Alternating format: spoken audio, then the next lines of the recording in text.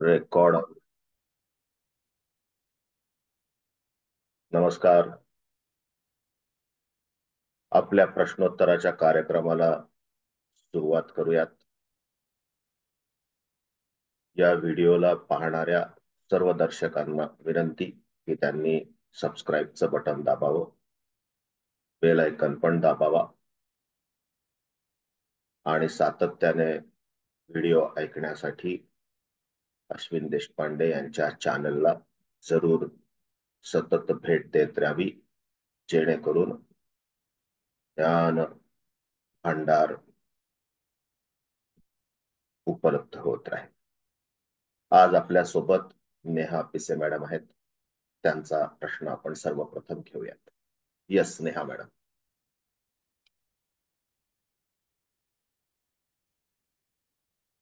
Unmute करा madam, unmute करा.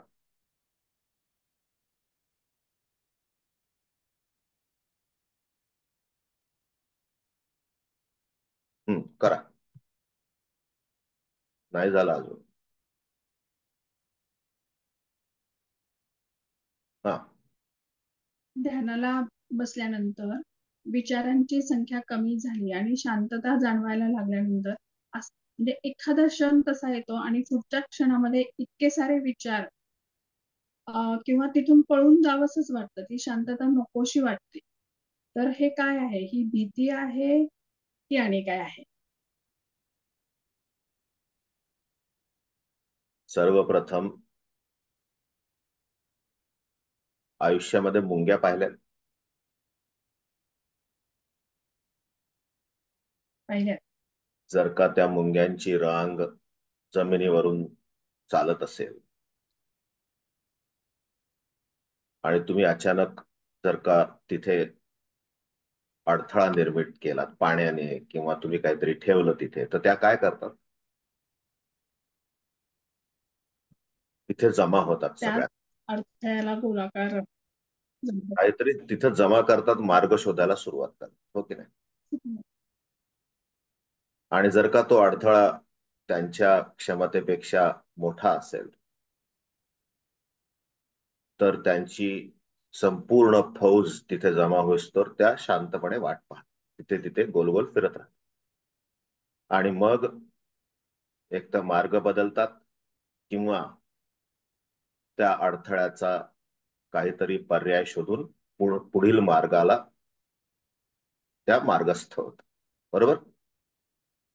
जेव्हा ध्यान अवस्थेत आपण बसतो त्यावेळेस मनाशी भांडण सुरू करतो आपण. त्या विचारांच्या प्रवाहाला अवरोध निर्मित करतो आणि भांडून कधी कोणाला जिंकता येत आहे का? तर त्या विचारांच्या मुंग्या, ते सहस्त्रावधी विचार, त्यांचा अडथळा जोवर त्यांच्या शक्तीच्या ताब्यात येत नाही तोवर ते विचार थांबल्यासारखा भ्रम निर्मित होतो आपल्याला. परंतु एकदा का त्यांना डायव्हर्शन मिळालं किंवा त्या अडथळ्यावर मात करता आली तर तुम्ही त्याशी धरून ठेवलेला जो बांध आहे तो फुटणार आणि मग पुन्हा विचारांचा प्रवाह जेव्हा सुरू होतो त्यावेळेस आपल्या धैर्याची परीक्षा झाल्याशिवाय राहत नाही. म्हणून ध्यान हा खेळ असावा.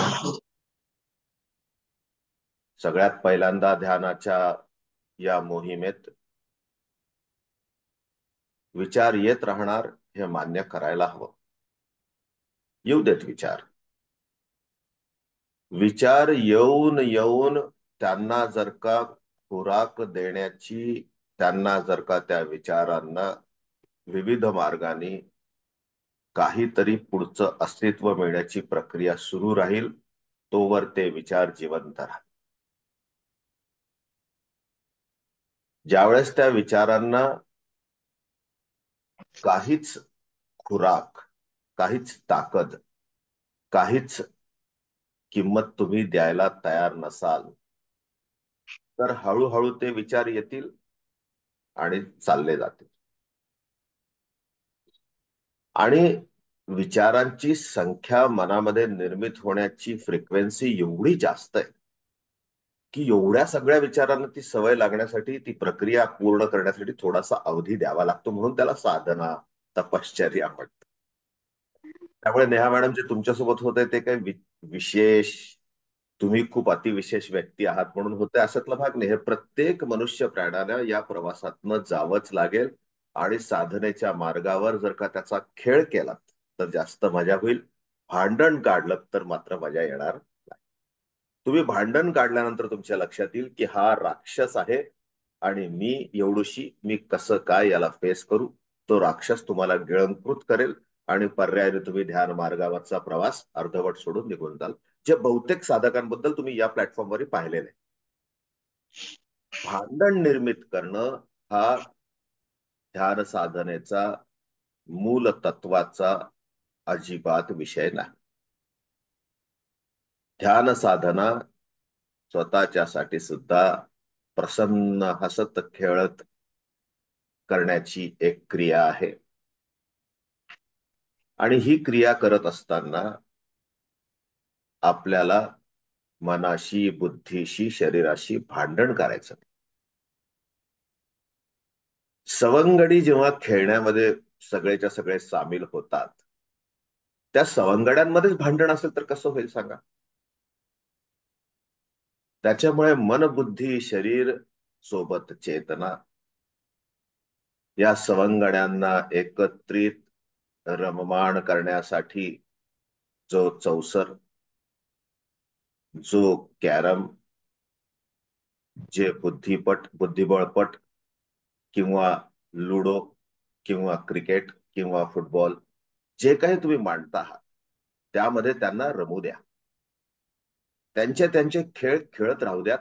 पण त्यांना कुठे ताब्यात आणायचं आणि कुठे त्या खेळासाठी, ध्यान नावाच्या खेळासाठी शिस्त लावायची, याचा निर्णय हळूहळू घ्या. त्यांच्यावर थोपवू नका. लेट देम चूज की त्यांना मेरिट मिळवायचंय, तो खेळ प्रावीण्यपूर्ण पद्धतीने करायचा आहे. हळूहळू जेव्हा त्यांना ती सवय लागेल, त्याच क्रियेला इंद्रिय प्रत्याहार आपण म्हणतो. त्यानंतर धारणा, त्यानंतर ध्यान. वेळ लागेल.